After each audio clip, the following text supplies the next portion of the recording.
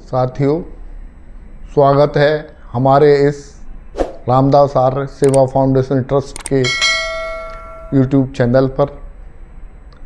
आज एक नए विषय के साथ हम फिर आपका स्वागत करते हैं। मित्रों, जीवन का अंतिम उद्देश्य आत्मदर्शन और परमार्थ दर्शन है। इसका एकमात्र साधन महर्षि पतंजलि द्वारा योग बताया गया है। योग का साधारण अर्थ हम सभी जानते हैं, अर्थात जोड़ना या ऐड करना, किंतु किसमें क्या जोड़ना है यह नहीं जानते। इस योग विद्या से सर्वप्रथम विश्व को परिचय कराने वाले महर्षि पतंजलि ने योग की परिभाषा में अपने योग सूत्र नामक पुस्तक में इसकी परिभाषा देते हुए लिखा है, चित्तस्य वृत्ति निरोधः, योगस्य चित्तस्य वृत्ति निरोधः।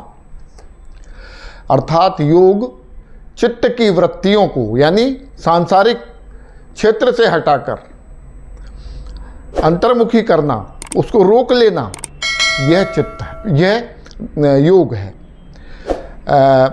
भगवान कृष्ण ने भी गीता में अर्जुन को उपदेश देते हुए कहा है योग के विषय में कि योग कर्मसु कौशलम। योग इस प्रकार से कुशलतापूर्वक अपने कर्मों को, संसार में रहकर इस प्रकार कुशलतापूर्वक अपने कर्मों को करने का नाम है कि हम इस संसार समस्त कर्मों को करते हुए इस संसार से पार हो जाएं। योग के 8 अंग महर्षि पतंजलि द्वारा बताए गए हैं, जिसे अष्टांग योग नाम दिया गया है, जो कि निम्नवत है।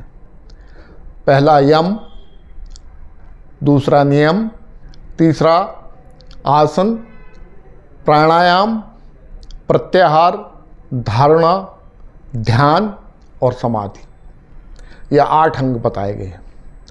इनमें अष्टांग योग के अंतर्गत आने वाले ये प्रथम 5 अंग जो हैं, यानी यम, नियम, आसन, प्राणायाम और प्रत्याहार, बहिरंग योग के अंतर्गत पतंजलि ने इसको वर्गीकृत किया है, तथा शेष 3 अंग धारणा, ध्यान और समाधि को अंतरंग योग बतलाया है। बहिरंग साधना यथार्थ रूप से जब कोई योगाभ्यासी कर लेता है, उसमें पारंगत हो जाता है, तो उसे अंतरंग साधना का अधिकार प्राप्त हो जाता है। मित्रों, यहाँ आज हम अपने इस वीडियो में बहिरंग साधना के अंतर्गत आने वाले प्रथम 2 अंगों, जिन्हें यम और नियम के नाम से जाना जाता है, उसका वर्णन करेंगे। ये वस्तुतः शील और तपस्या के द्योतक हैं। यम 5 हैं और नियम भी 5 है। पहले हम यम का वर्णन करते हैं कि यम 5 कौन कौन से हैं। अहिंसा सर्वप्रथम अहिंसा है। अहिंसा, सत्य, अस्तेय, ब्रह्मचर्य, अपरिग्रह, यह यम के अंतर्गत रखे गए हैं। अहिंसा क्या है?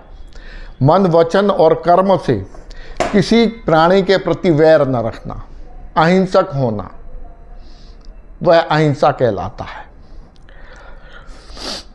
अहिंसा परमो धर्मः, यह महात्मा गांधी द्वारा कहा गया वाक्य है, लेकिन यह आधा अधूरा है। अहिंसा परमो धर्मस्तथा हिंसा परमम तपम, अहिंसा परमम सत्यम यतो धर्मः प्रवर्तते। अर्थात अहिंसा परम धर्म है, अहिंसा परम तप है, अहिंसा ही परम सत्य है, और अहिंसा में रहने से धर्म की प्रवृत्ति बढ़ती है। अहिंसा परमो धर्म, धर्म हिंसा तथैव च, यह भी कहा गया है गीता में। तो दूसरा नंबर अहिंसा सर्वप्रथम रखा गया है, और अहिंसक होना हमारे लिए आवश्यक है। किसी भी योगाभ्यासी के लिए अहिंसक होना आवश्यक है। दूसरे नंबर पर सत्य का वर्णन है। मन, वचन और कर्म से सत्य का ग्रहण करना, सत्य का पालन करना, यह सत्य कहलाता है। मन यानी मनसा वाचा और कर्मणा ही सत्य का पालन करना चाहिए। तीसरा अस्तेय। अस्तेय का अर्थ साधारण अर्थ होता है चोरी न करना।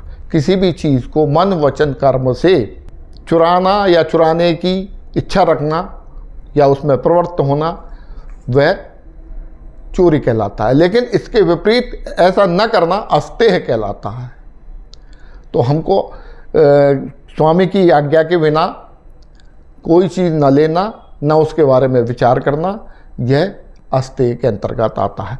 चौथा ब्रह्मचर्य। ईश्वर में ब्रह्मचर्य का साधारण अर्थ हम लोग जानते हैं, किंतु ईश्वर में विचरण करना, वेदाध्ययन करना और ज्ञानोपार्जन हेतु तथा शरीर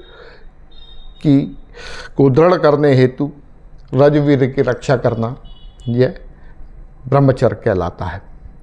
इसको भी मन वचन कर्म से ही करना पड़ता है। अपरिग्रह। परिग्रह जो कहते हैं, परिग्रह बहुत सारी चीज़ों का संग्रह करना, बहुत सारी चीज़ों को इकट्ठा करना, यह परिग्रह कहलाता है। लेकिन अपरिग्रह इसके विपरीत आवश्यकता से जो अधिक संग्रह किसी भी चीज़ का न करना, किसी भी वस्तुओं का न इकट्ठा करना, यह अपरिग्रह कहलाता है। अपरिग्रह से हमारा अभिमान समाप्त होता है, परिग्रह से अभिमान बढ़ता है। यह यम का वर्णन है। अब दूसरा जो अंग इसका आता है वो नियम है। नियम के अंतर्गत भी 5 इस भागों में ये विभक्त किया गया है। सबसे पहले शौच, बाहर और भीतर की स्वच्छता, अंदर और बाहर की स्वच्छता, ये शौच के अंतर्गत आती है। शौच बाहर की जो स्वच्छता है वो स्नान करने से, शुद्ध वस्त्र पहनने से हो जाती है, किंतु आंतरिक शुद्धता हेतु जप आदि अनुष्ठान, योगाभ्यास आदि करना पड़ता है।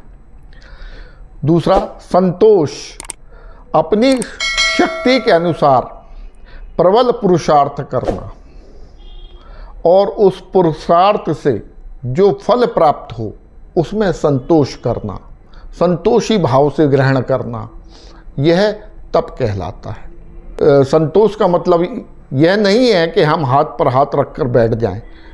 प्रबल पुरुषार्थ करें और जो पुरुषार्थ से प्राप्त हो उसमें संतोष करना संतोष कहलाता है। तीसरा तप, सर्दी गर्मी, भूख प्यास, लाभ हानि, मान अपमान सब में समान भाव से रहना, यह जीवन का तप कहलाता है। ईश्वर का जप करना, मैं कौन हूँ, कहाँ से आया हूँ और मुझे कहाँ जाना है, मेरे जीवन का अंतिम उद्देश्य क्या है, यह भी स्वाध्याय के अंतर्गत आता है। 5वां जो अंग है वो ईश्वर प्राणाधानी है या ईश्वर प्रणिधान है। अपने आप को ईश्वर में अर्पित कर देना, प्रभु की आज्ञा में चलना, उसकी आज्ञा के विरुद्ध कोई कार्य न करना, यह ईश्वर प्राणधानी के अंतर्गत आता है। सबको अपने समान ही समझना, यह भी ईश्वर प्राणधानी के अंतर्गत आता है।